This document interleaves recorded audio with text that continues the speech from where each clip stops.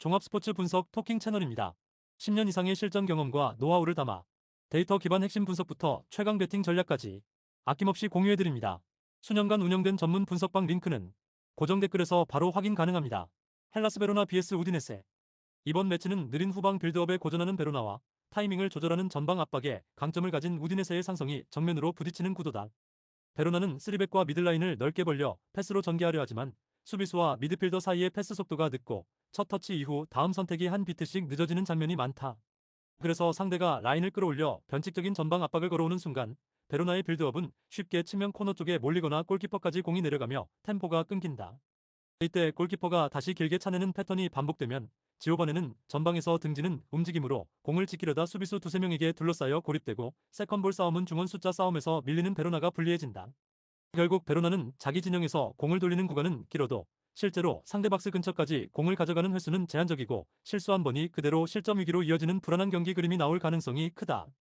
반면에 우디네세는 자놀리가 오른쪽에서 압박의 스타트 버튼을 누르고 자니올로가 이선에서 패스라인을 차단하면서 전방에서 공을 탈취하는 장면을 반복적으로 만들어낼 수 있는 팀이다. 칼스트렘은 공을 빼앗는 즉시 방향 전환과 롱패스를 통해 측면 혹은 뒷공간으로 찌르는 킥을 선택할 수 있고 자니올로는 하프 스페이스에서 볼을 잡은 뒤 직접 슈팅각을 만들거나 침투하는 동료를 활용해 마무리를 돕는 역할을 수행한다. 그래서 우디네세의 전방 압박이 제대로 걸리는 순간에는 단순히 한 번의 턴오버로 끝나는 것이 아니라 베로나 박스 근처에서 연속 슈팅 찬스가 이어지는 구조가 만들어질 가능성이 높다. 이미 베로나가 시즌 동안 34실점을 기록하며 리그 최하위까지 떨어져 있다는 사실 자체가 빌드업 단계에서의 불안정함과 전환 수비 타이밍 미스를 그대로 반영하고 있다. 우디네세 입장에서는 굳이 라인을 무리하게 끌어올려 점유율 싸움을 할 필요 없이 중간 지점에서 압박 강도를 조절하며 베로나의 첫 패스와 두 번째 패스 구간만 효과적으로 끊어내도 흐름을 주도할 수 있다. 특히 자놀리가 압박 타이밍을 정확히 잡아 하프라인 근처에서 공을 탈취하는 순간 자니올로와 공격수들이 곧바로 박스 안으로 파고들며 결정적인 찬스를 여러 차례 만들어낼 수 있는 그림이 자연스럽게 그려진다.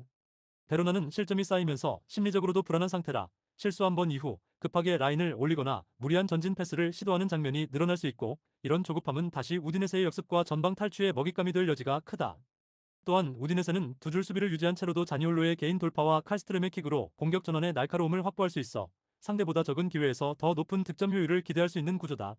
그럼에도 베로나가 세트피스 한두 번으로 위협을 줄 수는 있겠지만 전체적인 찬스의 양과 질 그리고 빌드업 단계에서의 리스크 관리까지 감안하면 흐름은 자연스럽게 우디네세 쪽으로 쏠릴 가능성이 높다.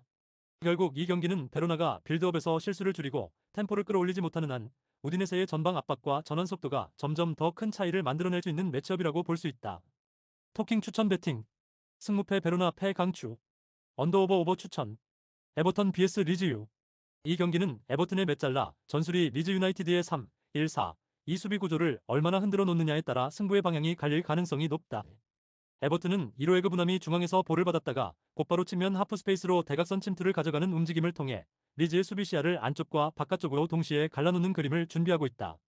이 순간 리즈 유나이티드 수비진은 박스 안바리에 대응하기 위해 중앙을 좁힐지 아니면 1호에그 부남의 침투를 따라 나가 측면 하프 스페이스를 막을지 빠른 결정을 내려야 하는데 어느 쪽을 선택하더라도 한 곳은 비워져 버리는 딜레마에 빠질 수 있다. 1호 에그 부남이 측면에서 볼을 받아 정면을 바라보는 상황이 만들어지면 리즈 수비는 자연스럽게 그에게 시선을 빼앗기고 그 사이 중앙에서 바리와 다른 이선 자원들이 동시에 침투 동선을 가져가며 박스 안 숫자를 늘린다. 이때 에버튼은 낮은 크로스나 컷백 한 번으로도 수비 라인의 균형을 한 번에 무너뜨릴 수 있고 바리는 이러한 상황에서 골문 앞에서 마무리를 책임지는 마지막 화살 역할을 맡게 된다. 리즈 유나이티드는 에론슨의 전방 압박과 칼버트 루인의 제공권으로 역습 한두 번은 충분히 노려볼 수 있지만 에버튼의 메잘라 전술이 반복적으로 하프 스페이스를 파고드는 상황에서는 수비 집중력과 마킹 전환이 계속 시험대에 오를 수밖에 없다.